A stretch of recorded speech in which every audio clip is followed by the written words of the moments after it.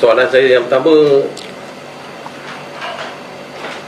Barisan Nasional sendiri menerima kekalahan yang paling teruk dalam sejarah politiknya. Daripada 191 kursi parlimen, BN hanya berjaya memenangi 30 kawasan. Kenapa ini terjadi, Tan Sri? Bismillahirrahmanirrahim. Alhamdulillahirabbil alamin. Wassalatu wassalamu ala asyrafil anbiya'i wal mursalin wa ala alihi wa sahbihi ajma'in. Assalamualaikum warahmatullahi wabarakatuh. Terima kasih kerana sudi mengadakan sesi ini. Ramai yang minta saya berkongsi berbagai-bagai pandangan. Saya sedar dan insaf, saya bukan sesiapa. Saya hanya seorang ketua bahagian. Saya juga tidak dapat mempengaruhi sesiapa, cuma sekadar untuk berkongsi pengalaman bolehlah, ya. Dan saya menerima undangan ini, dan saya mau bercakap jujur, dan saya harap sesi ini tidak melibatkan cerita yang direka-reka, tidak melibatkan fitnah, tidak melibatkan perkara-perkara yang tidak baik dan perkara-perkara yang diharamkan kita sebagai seorang individu Muslim. Kenapa kita kalah? Jawabnya mudah, ya. Kita kalah adalah kerana kita gagal sebagai sebuah parti untuk menunjukkan kepada rakyat kita ada willpower untuk tidak melakukan ataupun untuk tidak membuat sesuatu yang rakyat tak suka, ya. Kita terlepas peluang untuk menunjukkan setelah kita ditolak dalam pilihan raya yang lepas, kita tak sepatutnya mengulangi lagi buat perkara-perkara yang rakyat tak suka. Kita tahu rakyat tak suka kepada penyelewengan, rakyat tak suka kepada salah guna kuasa, rakyat tak suka kepada rasuah ataupun unsur-unsur yang sama dengannya. Tiba-tiba kita masuk dalam pilihan raya dengan kita dilihat tidak berbuat apa-apa, melainkan kita cuba mempertahankan individu-individu yang tergolong dalam kategori tadi. Lebih-lebih lagi apabila individu itu dilihat menguasai dan memimpin parti kita. Jadi apa yang telah terjadi pada fikiran saya bukan perkara yang tidak kita ramalkan. Sebelum daripada penamaan calon, sebelum daripada kita membubarkan, kita dah bincang perkara ini, bahawasanya bolehkah kita masuk pilihan raya dengan kita membawa imej individu-individu tertentu yang menjadi asas untuk orang nak pilih atau tak nak pilih kita. Dan kita telah membawa formula yang salah, dan kita kelihatan tidak serik, kita tidak kelihatan tidak insaf, kita tidak kelihatan untuk mempunyai willpower untuk mengubah apa yang rakyat tak suka. Dan dengan itu rakyat telah memberi undi bukan kepada parti yang mereka suka, tetapi lebih kepada menolak pimpinan kita yang mereka tak suka. Maka terjadilah apa yang terjadi, di mana kekuatan kita berada di kalangan pengundi Melayu. Dan di kalangan pengundi Melayu yang mereka tak suka perkara ini, dia terpaksa lambatkan undi dia kepada Perikatan Nasional, kerana mereka juga tak suka kepada PH, ya. Pengundi Melayu jelas trend yang ditunjukkan, mereka tidak suka kepada parti PH, PKR, DAP dan sebagainya. Tapi mereka bukan juga fanatik ataupun menjadi penyokong kuat kepada Perikatan Nasional, tapi kerana mereka tak suka kepada UMNO, tak suka pada Barisan Nasional, daripada sudut dijangka kalau diberi kemenangan pada Barisan Nasional, orang tertentu, individu tertentu akan menguasai selepas daripada itu. Maka mereka menolak. Ada juga yang menyalahkan pengundi muda pengundi muda ni dikatakan tidak faham tentang politik, khususnya pengundi 18. Itu yang menjadi punca. Saya fikir ini satu daripada sikap yang menyebabkan orang bertambah benci pada kita. Kenapa kita nak salahkan pengundi? Adakah kita kata pengundi muda dalam negara kita ni yang tak reti, tak boleh nak menilai? Apakah kita nak katakan rakyat yang salah? Inilah sifat yang mana nak tunjuk kita sentiasa betul, rakyat salah. Ini satu sikap yang akan membenamkan lagi UMNO. Pada saya, pengundi muda telah membuat satu keputusan yang betul, di mana mereka mahu tengok negara ini ditadbirkan oleh pemimpin-pemimpin yang berintegriti, dan kita yang telah membuat tawaran yang salah. Bukan pengundi yang salah, kita yang salah. Dan saya sebut beberapa kali tentang individu-individu. Dalam sesi individu ini kita sudah bersetuju untuk terus terang secara ikhlas siapa yang tak dimaksudkan individu. Terus terang saya katakan, Datuk Seri Zahid sangat tidak popular di kalangan rakyat. Kita telah tengok macam mana trend dalam sosial media. Kita juga telah membuat beberapa kajian-kajian rambang. Jawapannya adalah jelas. Rakyat tidak menyukai Datuk Seri Zahid Hamidi. Dalam pilihan raya Melaka dan Johor, Presiden kita ke belakang. Waktu itu kita lebih tonjolkan Perdana Menteri yang baru mengambil alih jawatan. So the feel good factor itu kuat, ya. Dan bukanlah kerana orang tak suka semata-mata soal-soal yang dihadapi oleh Presiden kita. Itu rakyat semua faham. Biarlah proses mahkamah yang menentukan. Beliau bukan merupakan seorang yang bersalah buat masa ini. Tetapi apabila dilihat dia yang nak memimpin parti, ya, dan dia menonjol ke hadapan dalam semua urusan-urusan parti untuk PRU, di Melaka beliau tidak ke depan, di Johor beliau tidak ke depan, dalam pilihan raya di Kamera Highland beliau tidak ke depan, dalam pilihan raya di Semenyih cuti terus, dalam pilihan raya Rembau beliau tak ada peranan, dalam pilihan raya di Kimanis saya yang antara menjadi penyelaras koordinator. Strategi kita, kerana kita tahu beliau perlu melalui satu proses. Tapi bila datang pilihan raya umum, beliau dilihat terlalu ke depan. Beliau membelakangkan keputusan-keputusan parti. Top 5 pemilihan calon, beliau memancung orang-orang yang tidak sehaluan fikiran, pancung. Beliau sendiri solo mengumumkan manifesto parti, sehingga kan poster boy ke belakang. Jadi strategi itu terlalu menonjolkan seorang tokoh dan sosok yang tidak diterima oleh rakyat. Itu adalah satu strategi yang salah pada saya. Dan waktu itu bila kita beri gambaran itu, orang marah dengan kita. Semua orang tahu, yang dekat dengan saya tanya, saya dah beritahu Kelantan 14-0. Saya dah beritahu kita akan kosong di negeri-negeri di mana PAS ada base, di mana Bersatu akan tumpang daripada base PAS. Saya dah beritahu.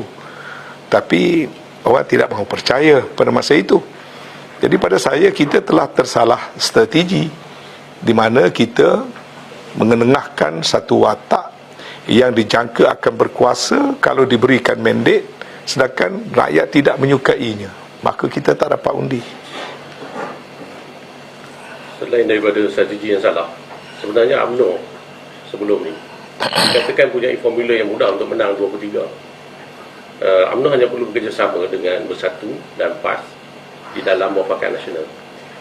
Tetapi pada tahun 2019, Presiden UMNO Datuk Seri Zahid telah membuat satu survey oleh satu pihak bebas.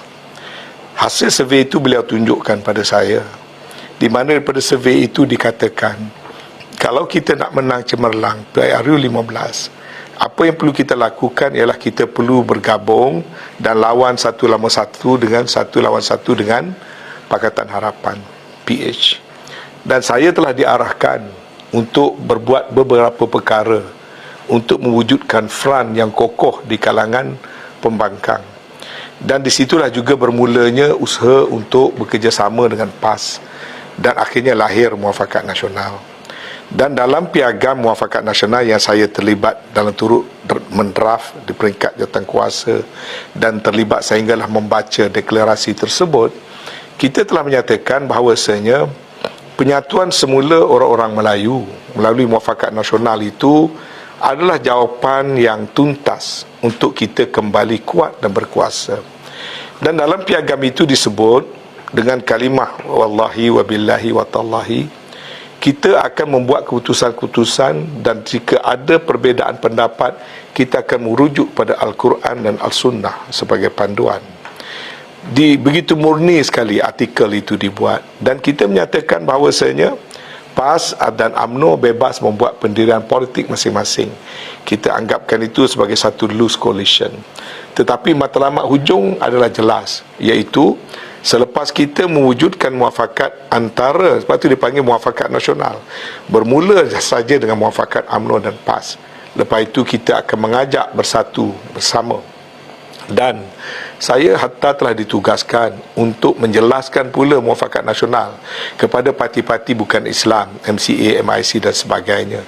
Dan seterusnya kita katakan pada waktu itu kita perlu membentuk satu grand coalition, di mana Sarawak satu coalition, Sabah satu coalition, di Semenanjung satu coalition yang dipimpin oleh UMNO. Dan kita katakan itulah winning formula, dan itulah juga yang telah membawa kemenangan kepada beberapa siri pilihan raya kecil. Maka saya begitu yakin sekali formula muafakat nasional ini, pertama, selaras dengan strategi politik. Kedua, selari dengan tuntutan agama. Kita baiki segala keretakan, perbezaan pendapat yang dulu dan sebagainya. Dan ternyata sekali, bila datang pilihan raya Tanjung Piai, bila kaum lain melihat orang Melayu kuat bersatu, hatta kita mula mendapat kembali sokongan daripada orang-orang Cina di Tanjung Piai. Dan bila kita uji dengan meletakkan calon daripada kalangan bukan orang Melayu, walaupun masa itu kuat sekali dorongan hendakkan di Tanjung Piai diletakkan calon Melayu, dan ramai kata kalau tak letak calon Melayu waktu muafakat nasional tengah kuat ini, kita akan kalah. Tapi kita memberanikan diri di bawah konsep muafakat nasional yang luas tadi, kita letakkan calon bukan Melayu. Tapi kita satukan orang Melayu di belakang. Orang PAS bekerja untuk calon bukan Melayu, orang UMNO bekerja untuk calon bukan Melayu, dan kita menang dengan majoriti yang besar di Tanjung Piai. Dan itu adalah satu proof yang nyata muafakat nasional lah formula yang ultimate, yang tuntas untuk politik Malaysia yang didokong, ditunjangi oleh UMNO, PAS, dan juga waktu itu bersatu. Kita menentang bersatu pada waktu itu, kita UMNO dan PAS, ya. Jadi malangnya formula itu telah di-abandon. Kalau nak diceritakan bagaimana mati tanpa kuburnya muafakat nasional, saya rasa elok saya share perkara ini, sebab orang di luar tak begitu faham sebenarnya apa yang berlaku. Sebenarnya setelah kita tubuhkan muafakat nasional pada penghujung tahun 2019, setelah kita adakan perhimpunan himpunan perpaduan ummah, dan selepas itu kita memenangi siri pilihan raya di Rembau, di Semenyih, sampailah juga akhirnya ke Tanjung Piai. Dalam politik dalaman berlaku satu game politik dalaman, iaitu rumusan kita ketika itu, dan saya dan Taqiyuddin diarahkan untuk membuat jemputan kepada bersatu untuk masuk, kerana UMNO tak nak masuk Perikatan Nasional. Sebaliknya kita kata kita mahu Perikatan Nasional masuk, sebab payung gabungan untuk Semenanjung kita mahukan UMNO-led muafakat nasional, dan itu dipersetujui. Ketika itu berlaku beberapa peristiwa. Pertama, pada sekitar bulan Julai 2020, Datuk Najib dijatuhkan hukuman yang berat oleh mahkamah, yang menyebabkan satu sentimen rasa tak puas hati sehingga ahli parlimen konfront Tan Sri Muhyiddin dan sebagainya. Yang kedua, pada masa itu juga kalau kita ingat, Biro Politik UMNO membuat keputusan menuntut jawatan timbalan Perdana Menteri. Dan nak diringkaskan cerita, pada satu hari di kantin parlimen, di kantin sebelah lobi backbenches, saya duduk empat mata dengan Datuk Seri Zahid Hamidi, dan dia bisik, dia beritahu pada saya supaya beritahu pada Tan Sri Muhyiddin, lantiklah dia jadi timbalan Perdana Menteri, dan kalau boleh Menteri Dalam Negeri. Saya tak tahu dia masih ingat atau dia lupa. waktu itu dia menggunakan saya sebagai jambatan untuk banyak perkara berunding antara parti-parti, termasuklah waktu gagalnya nak bentuk kerajaan negeri Perak. Sewaktu dia dah pun berlepas pergi ke Ipoh, sayalah yang diminta supaya berhubung dengan Tan Sri Muhyiddin dan Haji Hadi untuk mendapatkan cukup sokongan SD bagi membolehkan Sahrani menjadi Menteri Besar. Itu antara contoh dia. Jadi pada masa itu dia sebut begitu dan saya faham, dan Tan Sri Muhyiddin masih hidup. Saya memang ada membawa perkara itu, pernah berbincang dengan Tan Sri Muhyiddin, tapi Tan Sri Muhyiddin bertegas bahawasanya siapa-siapa pun boleh daripada UMNO, tapi tidak Datuk Sri Zahid. Sebab Tan Sri Muhyiddin sebut, I cannot trust this man. Dan saya sampaikan itu balik semula kepada Datuk Sri Zahid.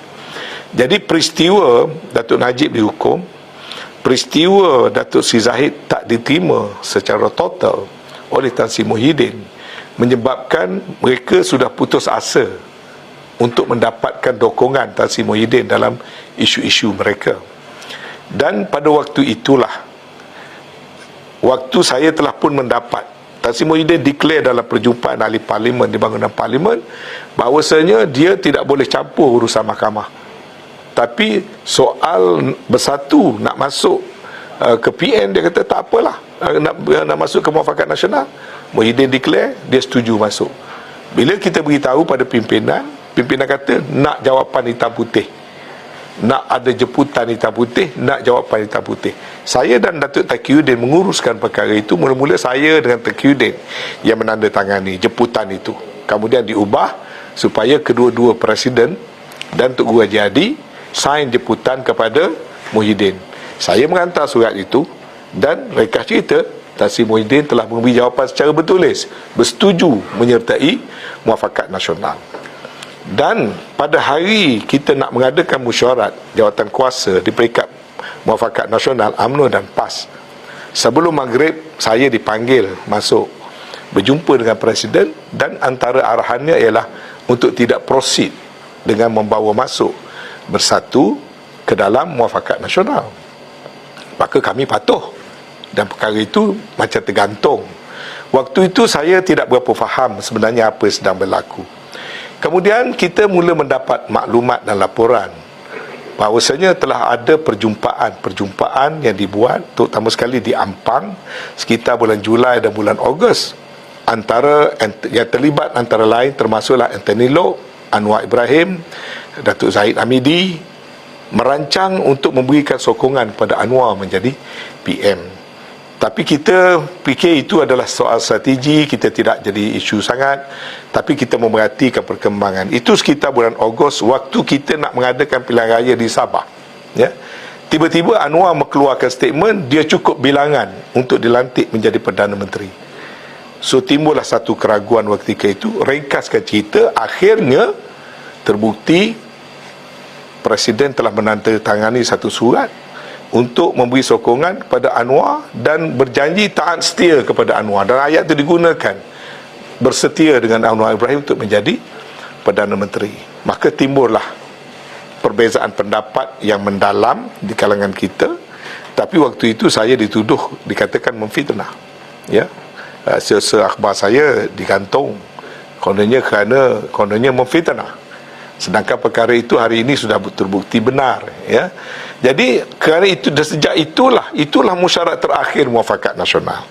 Terus Muafakat Nasional tidak lagi diadakan mesyuarat, sudah tentu kerana PAS bertegas tak mahu Anwar. No Anwar, no DAP itu polisi bersama UMNO dan PAS menjadi polisi Muafakat Nasional. Jadi waktu itu Muafakat Nasional mula tidak berfungsi.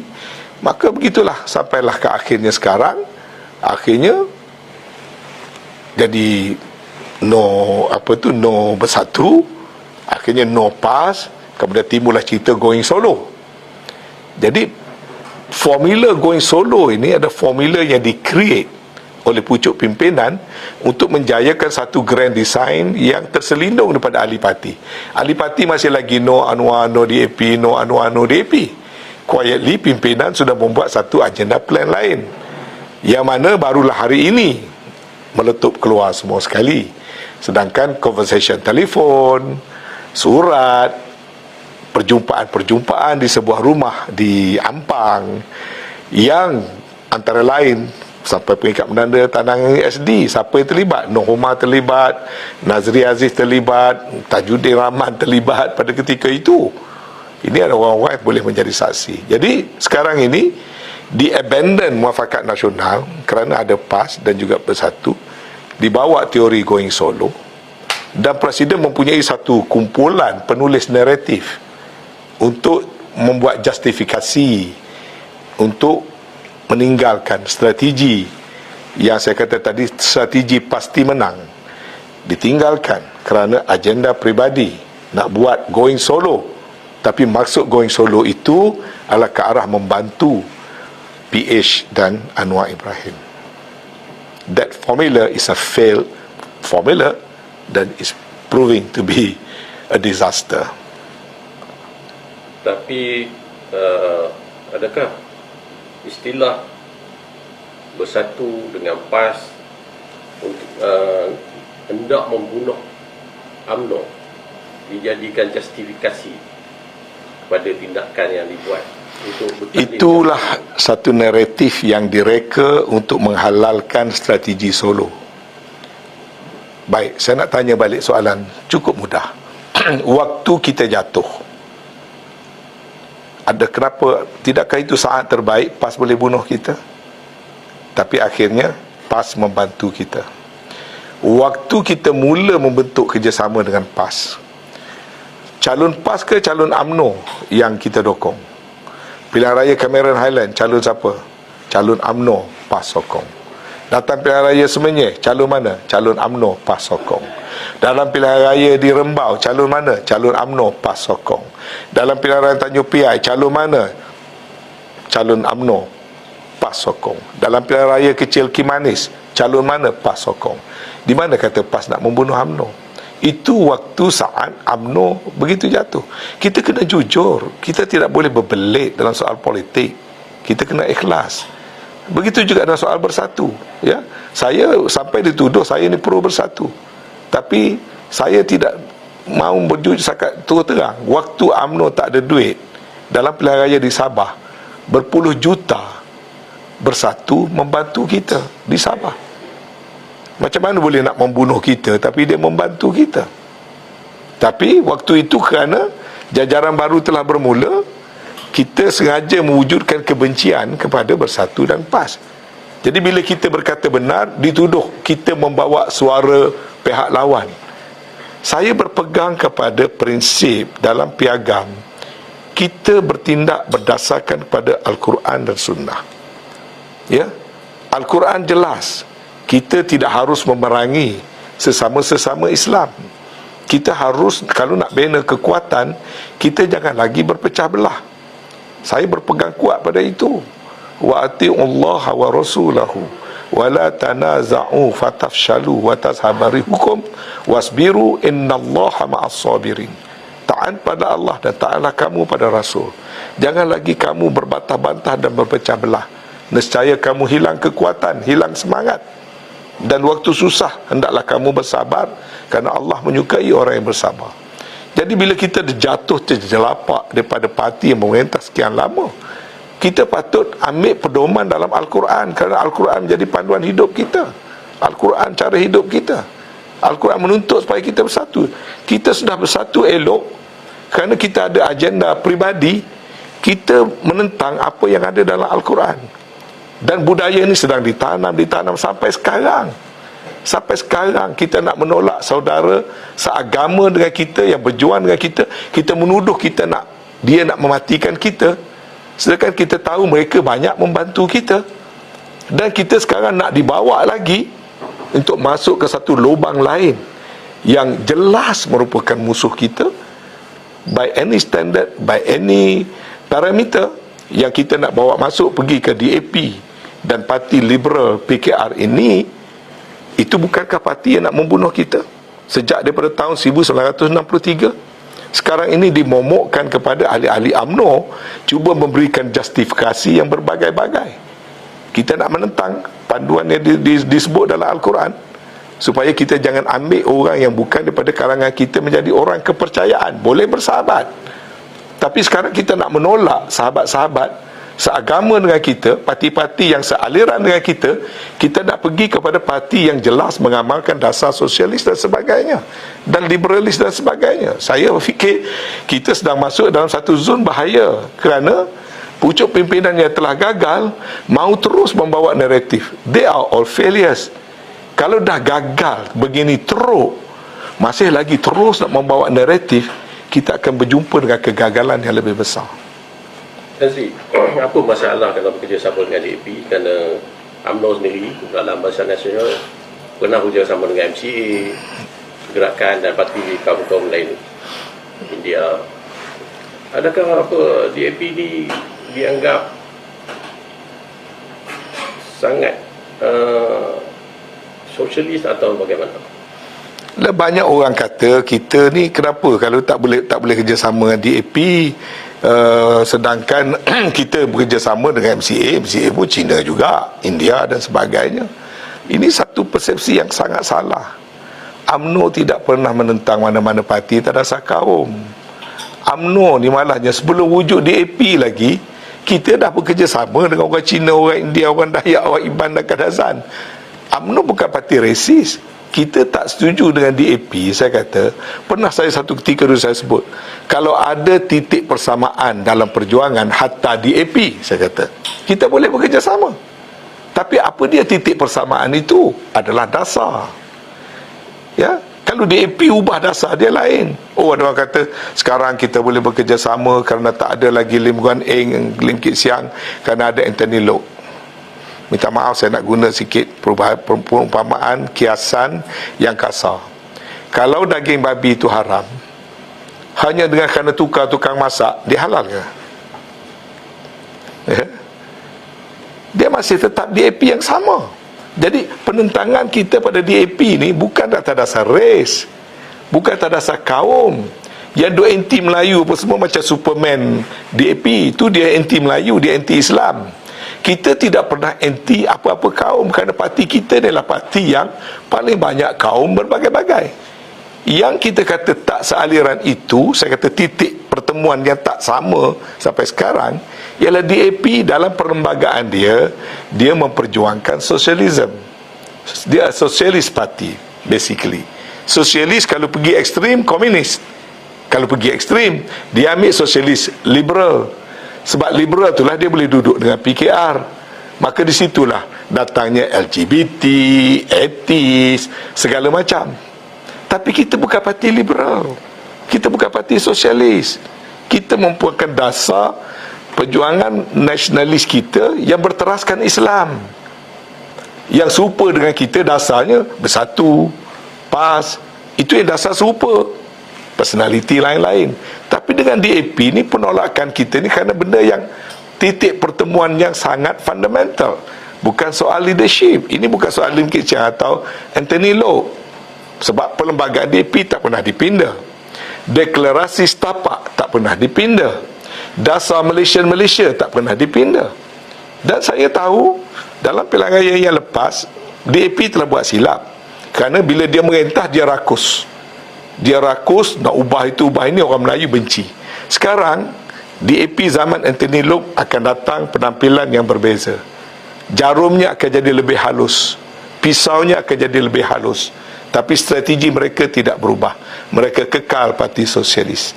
Mereka kekal parti yang berpegang kuat pada prinsip Malaysia. Mereka kekal sebagai parti yang nak melaksanakan deklarasi setapak. Adakah kita mahu lupa ini semua? Saya tak ada kebencian peringkat personal pada DAP. Jauh sama sekali kerana soal isu Cina dan Melayu. Sebab kawan saya Cina, MCA Cina, parti-parti kawan-kawan kita di Sabah Sarawak ramai orang Cina. Dan parti kita ini adalah parti yang sebelum merdeka lagi kita berkawan dengan orang Cina. Kita tak ada masalah. Ini bukan soal Cina Melayu, tapi soal ideologi perjuangan DAP sangat bercanggah dengan ideologi perjuangan UMNO, bercanggah dengan ideologi perjuangan Bersatu, bercanggah dengan ideologi perjuangan PAS. Sebab tu pada saya, kalau kita nak bermuafakat seperti mana ayat surah Al-Imran 118 tadi, kita nak ambil sebagai orang kepercayaan, kena orang-orang yang mempunyai ideologi perjuangan yang sama. Kalau kita ambil orang yang ideologinya memang nak makan kita, ya, memang ideologi nak matikan kita, yang sebut dalam Al-Quran tu, yang lidahnya jelas terpancar kebenciannya, dalam hatinya lebih besar lagi, kata dalam Al-Quran. Kemudian kita langgar apa yang ada dalam Al-Quran yang menjadi prinsip perjuangan UMNO, teras perjuangan UMNO, kita langgar, maka pada saya bencanalah yang menunggu kita di hadapan. Jadi menolak DAP bukan soal apa yang berkait dengan soal Cina atau tidak Cina. Sebab dalam Parti Barisan Nasional kita amat memerlukan kepada keberadaan rakan-rakan daripada semua kaum, semua agama, semua keturunan. Jadi kita harus jelas perkara itu. Tapi bila Zazi sebut soal agama, ada yang sering bercakap sokong DAP bukan tukar agama pun. Memanglah, siapa kata sokong DAP tukar agama? Siapa yang kata sokong DAP tukar agama? Sokong DAP tapi kita masih Islam lagi. Ya, Kita walaupun sokong DAP, kita masih Islam. betul lah tu. Baik, kalau you makan babi, you Islam tak? You Islam kan? Tapi daging tu haram ke tidak? Haram kan? Super juga. Ini bukan soal Islam tak Islam. Saya kata ideologi dan dasar perjuangannya bercanggah dengan Islam. Kerana dia jelas dalam perlembagaan dia memperjuangkan sosialis. Kita tidak memperjuangkan sosialis. Baca perlembagaan kita perjuangkan atas dasar Islam. Dia sebut dalam perlembagaan dia, bukan benda yang saya reka. Boleh buka perlembagaan DAP. Deklarasi Setapak is a written document. Malaysia is a written document. Ucapan pemimpin-pemimpin DAP ada dalam archive, boleh buka. Ucapan sampailah kepada berlakunya peristiwa 13 Mei, ada penuh dalam archive, laporan-laporan polis yang terdapat dalam archive negara dan sebagainya. Jadi bukan soal sokong DAP pun kita Islam juga, tidak. Politik ini tidak semudah itu. Apabila sesebuah parti itu diberi kuasa, dia akan melaksanakan ideologi perjuangan dia. Sekarang kita nak beri kuasa kepada DAP.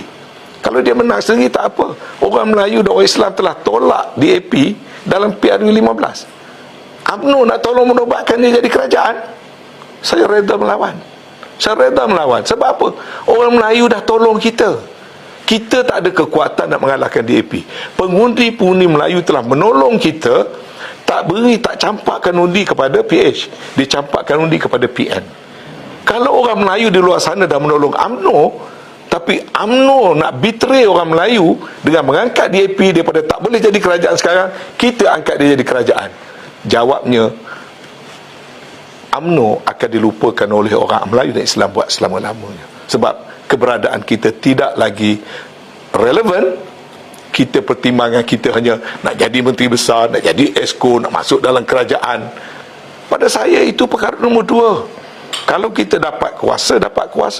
Tapi mestilah dapat kuasa berdasarkan kepada perjuangan kita, bukan dengan menempel. Saya tidak kata nak suruh sokong PH atau PN. Pada saya kedua-duanya musuh kita. Pada saya kalau kita hanya ada 30 kursi, artinya mandat tak diberikan pada kita untuk jadi kerajaan. Kenapa kita nak menyelinap masuk jadi kerajaan? Dulu kita masuk jadi kerajaan pun orang sindir kita, tebuk atap lah, langkah itulah, langkah inilah, itik patah kaki lah, macam-macam lah. Jadi sekarang ni terimalah kekalahan secara bermaruah, terimalah verdik rakyat. Kita jadi pembangkang. Biarlah PN dengan PH dia nak buat apa yang dia nak buat. Tapi akhirnya sekarang kita berpecah. Malah mungkin 30 ahli parlimen kita, separuh nak sokong PN, separuh nak sokong PN. Wallahualam, saya tidak ahli parlimen. Tapi apa-apa unsur perpecahan hanya menjadikan kita semakin lemah. Mana Dazi, kerjasama ini, kita sebenarnya menggali lubang kubur kita UMNO sendiri. Ya, gali lubang kubur ke apa ke, balik pada Al-Quran. Al-Quran telah beri semua garis panduan pada kita. Siapa kawan, siapa musuh, siapa harbi, siapa zimmi, semua garis panduan dah ada. Rasulullah telah tunjukkan pada kita. Ya? Pas, lemah, tak ada duit, kecil, tapi dia pegang prinsip. Sekarang kita ada kuasa, ada duit, ada segala-galanya. Di mana kita? Orang Melayu pun dah tak terima kita sekarang. Kalau kita tengok keputusan pilihan raya yang 2015, kita hanya dapat undi 3 juta lebih daripada 22 juta pengundi. Apa makna angka 3 juta? Yang sedang masih mempertahankan kita hanya ahli kita. Ahli UMNO ada 3 juta lebih. Masa pilihan raya pun dapat 3 juta lebih. Tapi 3 juta lebih ni ahli UMNO tu hanya 15% daripada pengundi. That's why we couldn't make it. Why? Sebab yang bukan ahli, yang penyokong kita bukan ahli, dia boleh beralih arah. Ambil contoh Ketereh. Ketereh ada ahli 15,000 lebih. Dulu saya dapat undi, waktu pengundi hanya 65,000, saya dapat 25 lebih, sampai 20, hampir 26,000. Ahli hanya 15,000, 16,000. Pilihan raya kali ini, kita hanya dapat undi 17,000, sewaktu pengundi dah naik jadi 85,000. Apa maknanya? Hanya ahli UMNO saja yang menyokong UMNO dalam pilihan raya baru ni. Orang-orang lain yang bukan ahli telah meletakkan undinya kepada Perikatan Nasional.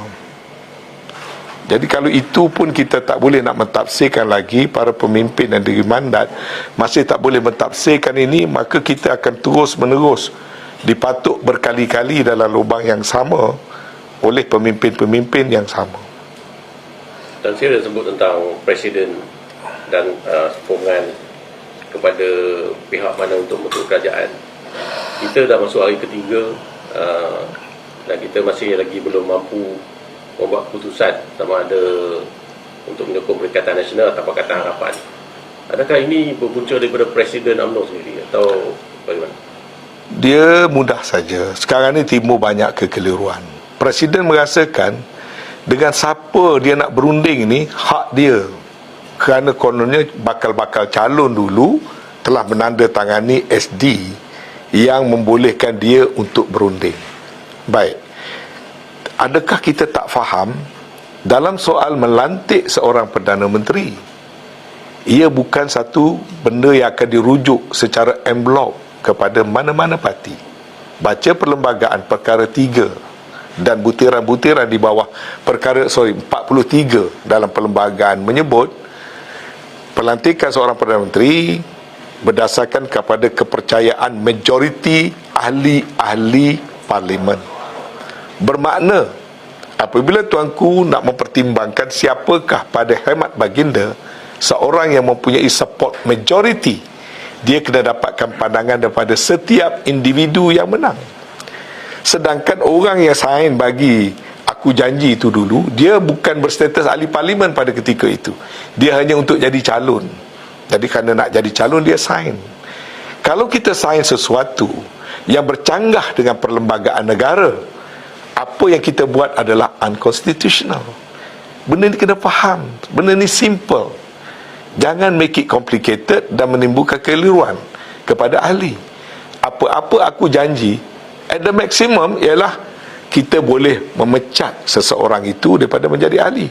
Tapi kita kena ingat, kalau kita nak memecat seseorang itu menjadi ahli, basis pemecatannya ialah melanggar keputusan parti, bukan melanggar keputusan individu. Baik, apa dia keputusan parti?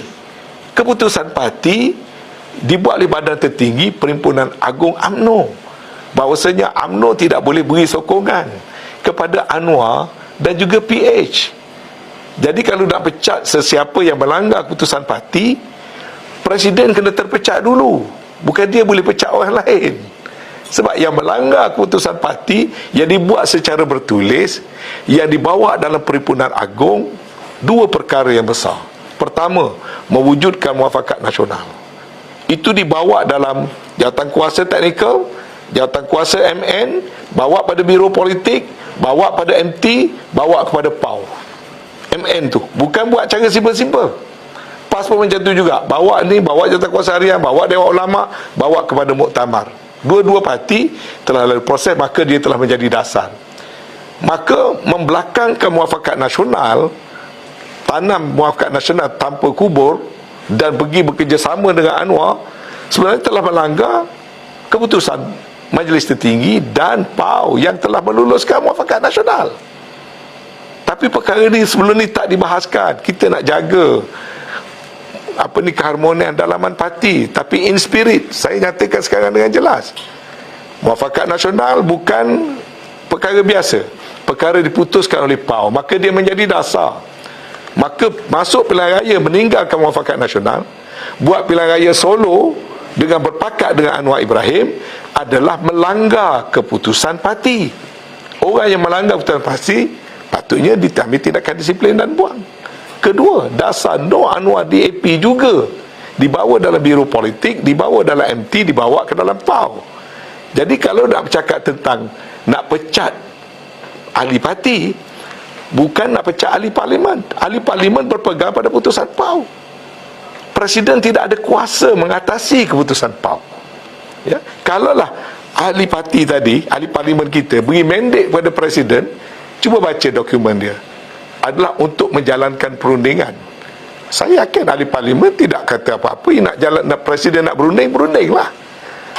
Apa juga hasil perundingan, selagi tidak bercanggah dengan keputusan PAU, ahli parlimen wajib kena ikut. Tapi kalau berunding, hasilnya bercanggah dengan keputusan PAU kena prevail. Very simple. Jadi tak boleh nak pecat ahli parlimen kita kerana tidak ikut putusan presiden. Itu pentafsiran dan pahaman saya. Jadi kalau Perdana Menteri kita, Datuk Seri Ismail Sabri, kalau Datuk Seri Hisham, ini semua adalah veteran politik. Hisham, Datuk Ismail semua mempunyai latar belakang undang-undang yang kuat. Mereka orang yang faham undang-undang. Mereka sampai hari ini terpacak mempertahankan keputusan parti untuk tidak bekerjasama dengan PH. You nak pecat orang yang mempertahankan keputusan parti ke? Ataupun you nak pecat orang yang melanggar keputusan parti? Jadi pada saya, hari ini pun Hanif Khatri, seorang peguam terkemuka, memberikan kujahan dari sudut undang-undang bahawasanya ahli-ahli parlimen mempunyai hak dan kebebasan untuk menentukan siapa Perdana Menteri yang dia sokong, dan dia tak terkait dengan soal SD yang ada di tangan Presiden. Dan oleh kerana SD itu bercanggah dengan perkara 43(2) dalam perlembagaan, SD itu adalah null and void. Apalagi kalau menandatangani under duress, terpaksa tanda tangan kerana nak ditukarkan dengan watikah. Jadi itu bukan satu deklarasi yang secara jujur. Apalagi pula dia sign, dia tak ada local standby, sebab waktu dia sign dia bukan ahli parlimen. Banyaklah benda kalau nak dibahaskan. Tadi sebut tadi tentang pemecatan. Kuasa pemecatan ni ada pada presiden. Siapa dia? Kuasa pemecatan ni ada pada You presiden. baca perlembagaan mana? Biasanya dia pecat macam tu saja. Soal biasa lain. Tapi you sebut kuasa, ini masalah kita yang menjadikan semua orang keliru. Di mana ada kuasa presiden memecat sesiapa? Buka perlembagaan UMNO satu-satu. Perlembagaan UMNO ada soal calon, dalam soal pecat orang, itu jelas. Yang langgar tu individu. Presiden tu institusi, Zahid Hamidi itu individu. Yang langgar tu Zahid Hamidi, bukan presiden. Kuasa presiden ada kuasa tertulis dalam perlembagaan parti. Buka balik. Macam calon. Lepas kita kalah PRU Hotin, kita buat pindaan-pindaan perlembagaan, bahas siang malam, akhirnya kita luluskan. Apa di antara lain? Calon-calon hendaklah dicadang, wajib dicadangkan oleh bahagian-bahagian mengangkat kepada perhubungan. Perhubungan tak boleh tolak, perhubungan boleh tambah. Kemudian perhubungan dia kena angkat pada majlis tertinggi. Baca dalam perlembagaan, kuasa memilih calon bukan kuasa presiden. Kuasa memilih calon adalah kuasa majlis tertinggi. Dan majlis tertinggi dalam urusan pilihan raya delegate kepada top 5. Dan dalam perlembagaan itu sebut, kalaulah calon yang dicadangkan itu tidak dipersetujui oleh majlis tertinggi, yakni top 5, hendaklah kembali semula berunding dengan bahagian, kemudian barulah boleh buat kata putus. Satu pun tak ikut, apa lagi nak pecat. Pernah berlaku dalam pilihan baru ni, dalam mesyuarat MT baru ni, dalam penutup mesyuarat ambil keputusan gantung 2 orang ketua bahagian. Akhirnya terpaksa tarik balik. Sebab apa? Unconstitutional. Kalau you nak pecat seseorang, you kena bagi dia justice, termasuk show cause, termasuk menghadap jawatan kuasa disiplin. Jawatan kuasa disiplin pun tak ada kuasa pecat. Jawatan kuasa disiplin kena perakukan kepada majlis tertinggi. Hanya majlis tertinggi yang boleh pecat. Jadi mitos bahawasanya presiden boleh buat segala-galanya, inilah yang telah merosakkan UMNO sekarang. Dan itulah yang telah cuba diambil kesempatan. Majlis tertinggi tidak dihormati. Dalam NKT bincang benda lain, press conference keluar benda lain. Berapa kali? Berkali-kali. Jadi parti ni tak boleh dikendalikan oleh seorang. Sebab itulah dulu pada tahun 2009, waktu Datuk Najib baru mengambil alih UMNO, satu keputusan telah dibuat, iaitu barang siapa dihadapkan ke mahkamah atas kes-kes jenayah, jawatannya hendaklah digantung terlebih dahulu. Itu keputusan itu diminitkan sampai sekarang, belum pernah diubah. Apa kebijaksanaannya keputusan itu? Ialah kalau kita tidak menggantung seseorang yang telah dihadapkan ke mahkamah, tendensinya dia akan guna parti sebagai perisai dia.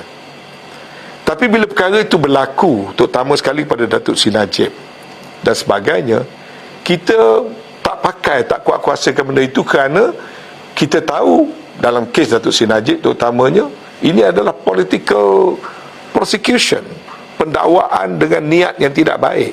Maka kita tidak invokkan peraturan itu. Maka walaupun tak diletakkan jawatan, kita boleh jalan terus. Tetapi Datuk Seri Najib dalam kepimpinan beliau seorang yang gentleman, beliau seorang yang jujur, beliau seorang yang berprinsip. Saya nak kongsi satu pengalaman.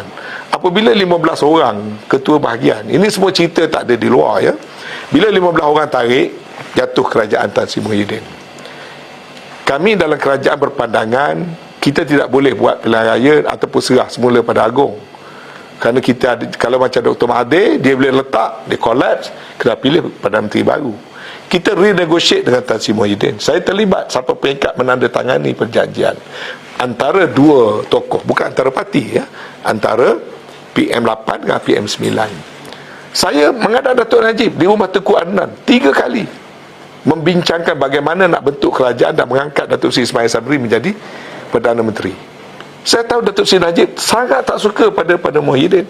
Saya tahu Datuk Seri Najib sikit sebanyak terlibat, sekurang-kurangnya mendorong orang-orang tarik diri. But he's a gentleman. Bila kita duduk bincang dengan dia, dia berusaha. Itu Datuk Najib, orang yang sangat berprinsip.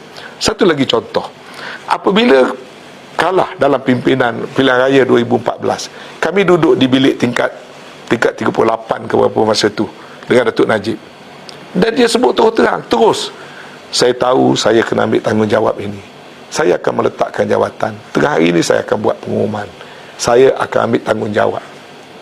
You see, Datuk Seri Najib, sebab tu dia dihormati sampai sekarang. Dia dihormati, saya menghormatinya sampai sekarang. Sebab supaya juga waktu nak menandatangani SD sokong Mahathir, Mahathir yang dah lanyak Datuk Seri Najib begitu rupa, waktu kita nak sokong Mahathir, waktu kita tak nak Anwar, Datuk Seri Najib sign. Saya masih ingat lagi dia kata, for the sake of the party, dia sign. Lepas tu bila SD kita tak laku, kita nak sign sokong Muhyiddin, okey, 3 orang terakhir yang sign, orang lain semua dah sign, 3 orang terakhir yang tak sign adalah Datuk Najib. Tapi bila kita jumpa Datuk Najib, dia cakap, I'm a party man, I follow party line. Saya salute Datuk Najib sampailah sekarang. Sehinggakan dia kata, urusan kes mahkamah saya akan hadapi, sampai ke akhir dia membela diri. Dia tidak menyeret parti, dan dia tidak menyebabkan parti kalah macam kita berlaku sekarang. Ini perbezaan antara Datuk Seri Najib dan Datuk Seri Zahid. Dan Datuk Seri Zahid setelah kalah begini rupa, seburuk-buruk zaman Datuk Najib, kita menang 79 kerusi ya. Sekarang ini UMNO hanya 26 kerusi, BN hanya 30 kerusi. Kita masih tidak mahu buat tindakan yang paling honorable ya.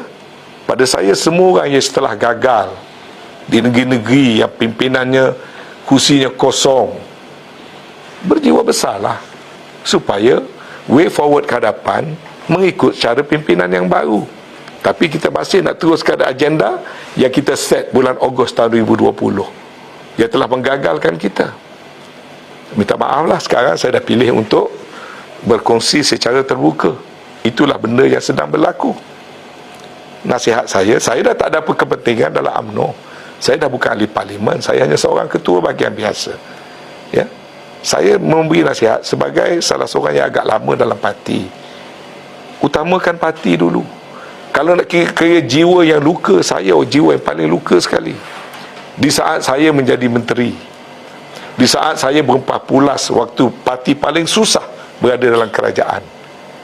Di saat saya turut membantu PM mendapatkan dana untuk parti, saya dituduh sebagai tak setia kepada parti. Siapa yang bersuara dalam parlimen mempertahankan parti? Waktu DAP merasak dalam parlimen, siapa yang bangun dan mempertahankan parti? Kami ahli-ahli parlimen. Tapi kita yang dituduh tidak setia. Kita dituduh sebagai pengkhianat. Pengkhianat ke kita tolong bantu mendapatkan berbagai-bagai perkara nak mempertahankan parti? Waktu parti berhadapan masalah dengan ROS, kita pertahankan parti. Waktu tak nak sebutlah, sepanjang kita berada dalam kerajaan. Dan kerana kita lah akhirnya UMNO kembali berkuasa menjadi Perdana Menteri. 3 kali saya mengaku kita menggagalkan rancangan Datuk Seri Zahid. Waktu saya surat pada Agong, kita menggagalkan. Waktu nak gagalkan bajet, kita lepaskan. Waktu 15 orang tarik diri, kita selamatkan. Sehingga akhirnya UMNO menjadi Perdana Menteri. Itukah penderhaka pada parti? Akhirnya saya dipancung masa pilihan raya. Sedih, pedih, duka cita, dan saya dah tahu dah rosaklah bahagian ketereh yang saya bina daripada kubu PAS menjadi kubu UMNO.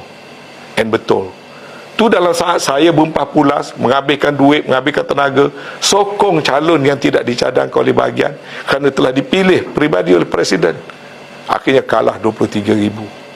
Tapi inikah orang yang tak setia kepada parti? Pada saya, orang yang tak setia kepada parti adalah orang yang menghancur dan menyebabkan parti kalah. Saya adalah orang yang menyebabkan parti menang. Saya berhenti sebagai wakil rakyat yang menang.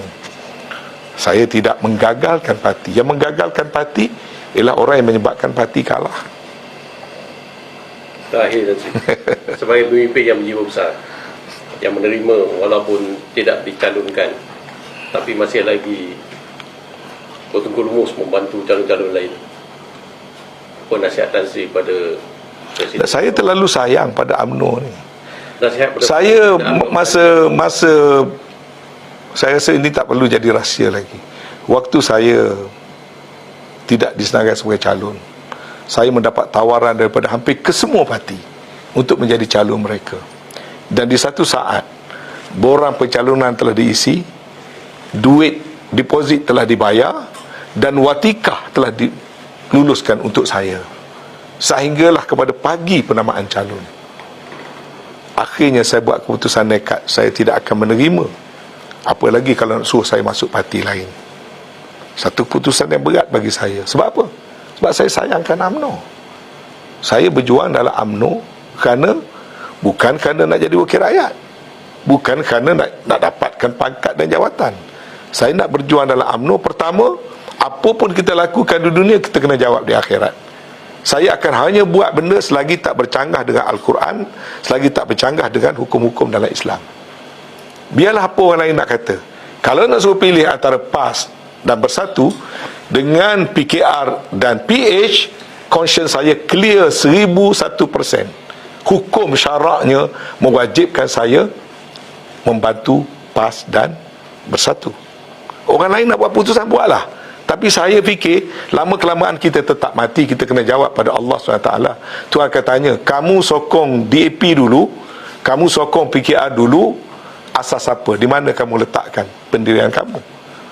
Saya tak mahu buat benda yang saya tak boleh jawab di akhirat. Di depan Allah saya malu. Ya?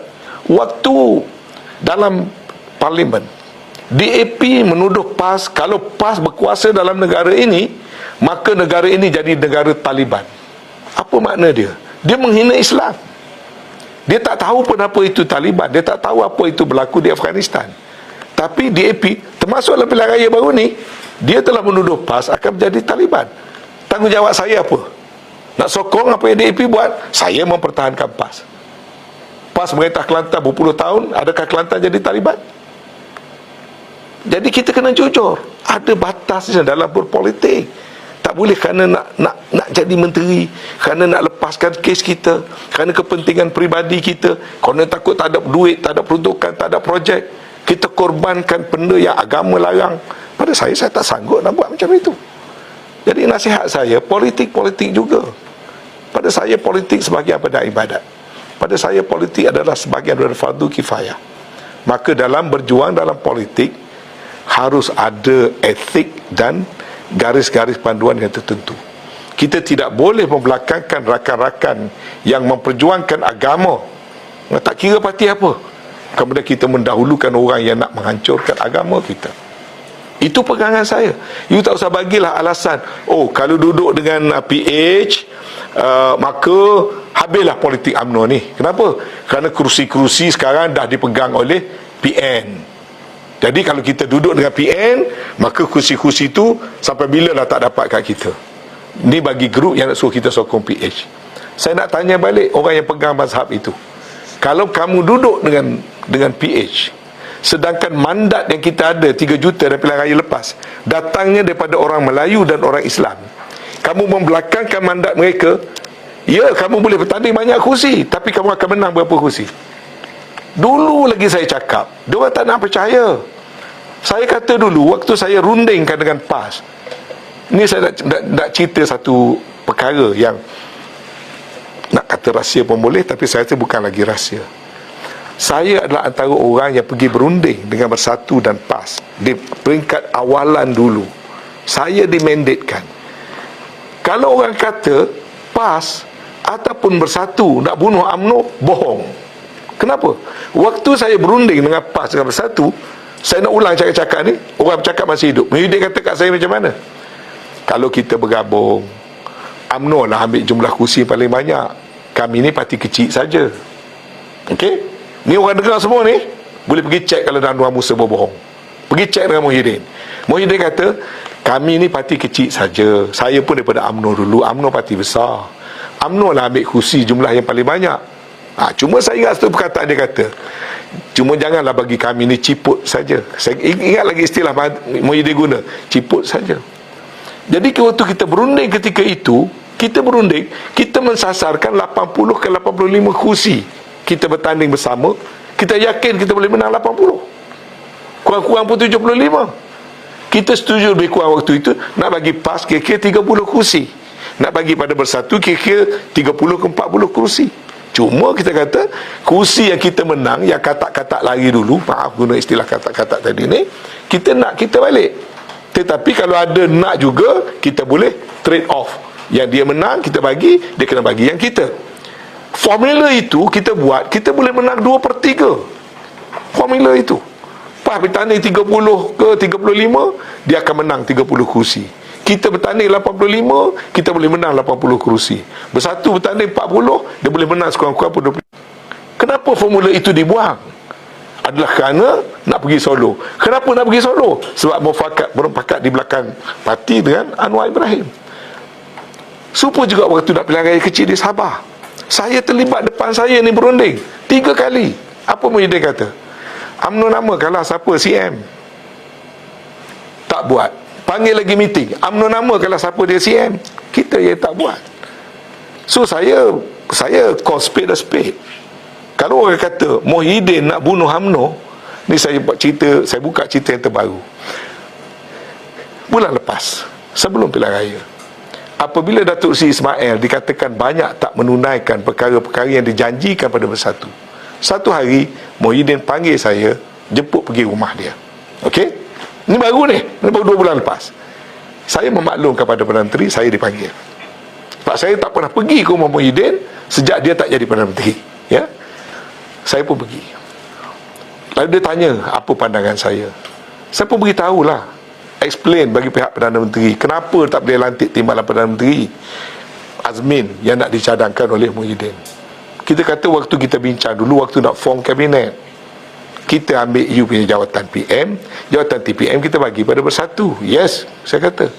Tapi waktu kita nak pembentukan kabinet, Bersatu sendiri tak boleh decide antara Azmin dengan Hamzah. Because of reason tak payah saya urai di sini. So jawatan tu dikosongkan dulu. Kemudian bila dah lepas tahun kata you nak minta, PM having problem sebab pandangan public menambah jawatan tak kena pada masanya, menambah perbelanjaan kerajaan tak kena pada masanya. Kemudian Hamzah pun ada sikit problem, Azmin ada sikit problem. Maka PM kena jaga kepentingan nasional. Jadi tak dilantik. Saya cuba nak bagi alasan lah kepada Tan Sri Muhyiddin. So dia kata apa way forward? Saya kata way forward, kalau kita dapat bersatulah tiga-tiga parti, janganlah bergaduh, you pun janganlah kacau kerajaan. Saya buat benda tu. Saya pergi jumpa Mahathir masih hidup. Cuba tanya apa 3-4 bulan lepas saya jumpa Mahathir, minta jangan kacau Datuk Seri Ismail Sabri, Tun janganlah buat benda-benda yang melemahkan kerajaan. Dengan Muhyiddin bercakap macam tu, apa Muhyiddin jawab kepada saya? Saya ni kalau betul you all boleh bergabung, kita semua dah jadi kuat, saya berehat pun tak apa. You see? Ini malam ni saya bercakap Muhyiddin masih hidup tu. Kalau orang nak buat dakwaan Muhyiddin nak matikan UMNO, itu cerita rekaan. Saya tak tahu orang lain. Ini daripada mulut Muhyiddin beritahu kepada saya banyak kali, banyak occasion. Waktu pilihan raya Sabah, UMNO habis duit. Saya loncat naik atas kuota terbang pergi ke Sibu kerana PM 16 hari bulan September 2020. Tanya Muhyiddin, saya masuk dalam bilik tidur dia, beritahu UMNO habis duit, Sabah tak cukup duit. Berpuluh juta Muhyiddin bagi membantu UMNO Sabah. Saya tak boleh berbohong, saya berdosa. Tapi tuduhan kononnya kita ni nak matikan kita, tak betul. Saya tak betul, saya kata tak betul. Saya bukan takut nak lawan Muhyiddin. Muhyiddin kena pecat daripada UMNO, cuba tanya dalam MKT siapa yang bercakap saya Muhyiddin kena pecat malam tu. Saya seorang saja bercakap menentang Muhyiddin Yassin dalam mesyuarat MKT, depan-depan Muhyiddin. Saya betul terang. Tapi bila nak tuduh, kalau dah soal sekarang, kalau nak kata PAS nak bunuh UMNO, kalau PAS nak bunuh UMNO, waktu UMNO dah jatuh, kenapa PAS nak kutip melalui Muafakat Nasional? Saya fikir sebagai orang Islam, kita kena bertindak adil. Kalau kita nak bertelagah sesama Islam, mesti atas perkara-perkara yang betul pada syarak. Dengan menuduh PAS atau menuduh Bersatu kononnya nak membunuh kita, saya dah beritahu, terutama UMNO Kelantan dan Terengganu. Saya faham kawan-kawan nak jadi calon, kalau kerjasama dengan PAS, kerjasama di Kelantan, Terengganu ataupun Kedah, maka kursi yang ada dengan PAS tak dapat kita ambil. Tapi waktu tu saya kata, kalau kita kerjasama dengan PAS, kita ambil 3 atau 4 kursi parlimen, kita bagi-bagi dengan PAS, dia ambil 4 atau 5. Di Kelantan kita ada 5 sekarang, kita minta 6 atau 7 campur dengan 4, kita dah ada 11 kursi. Di Kedah kita boleh dapat 5-6 kursi. Garanti kita menang berapa belas kursi.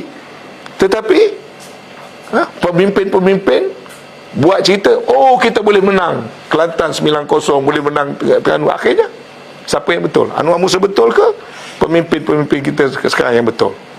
Very simple. Kalau kita buat keputusan kerana kepentingan diri, kita tidak tengok satu benda secara objektif. Pada saya tak ada ruginya UMNO bekerjasama dengan PAS. Pada saya tak ada ruginya. Kursi boleh berbagi-bagi. Tak kira dia masih hidup, dia duduk dengan saya, dia kata tak apalah, Terengganu kita runding, mungkin UMNO daripada 2 ambillah 3 ataupun 4 state bagi ke Terengganu, parlimen bagi 50-50. Kelantan dia kata okeylah, sekarang ada 5, ambillah 7 ke 6 ke, state kekal lah dengan PAS, federal biar kita kuat. Itu baru 2-3 bulan lepas, 2 bulan lepas. Itu pendirian PAS. Dia nak bekerjasama. Tapi kita, kalau nak kerjasama kita, keluar dulu pada Perikatan Nasional. Macam mana orang nak buat? Itu mereka ahli parti. Kerana nak berunding dengan kita, mereka nak keluar. Sedangkan dalam Piagam Muafakat Nasional dah sebut, PAS bebas membuat affiliation politik mereka. Kita bebas membuat affiliation politik kita. Kita tak campur urusan dalaman PAS. Jadi kalau PAS nak masuk PN, apa yang kita nak jadi sibuk? Tapi nak berunding kursi, patut kita berunding. Tapi perundingan gagal. Saya tanya MB Terengganu, kecewa saya kenapa ni PAS tak boleh selesai dengan UMNO. Dia kata macam mana nak berunding? Duduk aja, syaratnya ialah kena keluar dulu baru berunding. Kalau kami keluar kemudian berunding, kalau perundingan gagal nak balik semula pada PN, dia kata. Saya fikir ya juga. Jadi minta maaf lah terpaksa cakap benda ni. Saya cakap sebagai orang luar, bukan orang dalam pentadbiran parti. Tapi natijah yang saya nak tunjukkan di sini, kesombongan, ketamakan membawa kerugian. Islam pun suruh kita bermuafakat, bekerjasama, jangan bercerai-berai. Kita tak pilih jalan itu, Quran tidak berbohong. Kita yang salah. Terima kasih, Tan Sri. Tak ada dah nak tanya. cukup tadi. Cukup. Okey. Nanti sesi lain pula kita. Okey, terima kasih. Terima kasih kerana beri peluang untuk saya bercakap, dan saya bercakap semuanya melibat orang yang masih hidup. Kalau saya memfitnah, kalau saya reka cerita, bukan saya berdosa dengan Allah SWT, tapi juga saya akan dibahas semula oleh orang-orang yang namanya saya terpaksa sebut tadi. Saya sebut dengan niat yang baik, dengan tujuan yang baik. Pada saya, parti-parti orang Melayu, parti-parti orang Islam, bersatu padulah. Dan bila nak pilih kawan, pilih sahabat. Jangan pilih harbi, orang yang ternyata memerangi dan memusuhi kita, sama ada secara zahir atau tidaknya. Kita boleh tengok pada track record mereka. Dan jangan tinggalkan saudara Islam untuk mengambil orang bukan Islam. Bukan kerana kita anti orang bukan Islam, tidak, tetapi kita perlu mendahulukan orang-orang yang ahli-ahli syahadah dan juga orang-orang yang sama akidah dengan kita, tanpa kita membelakangkan orang-orang yang bukan seagama dengan kita. Maka prinsipnya, kita telah tersesat di ujung jalan. Pada saya, kembalilah ke pangkal jalan. Jangan dah begini jadinya kita nak rosakkan lagi UMNO ini dengan nak bawa kita pergi kepada PH yang di dalamnya ada DAP. Okey. Okey. Terima kasih.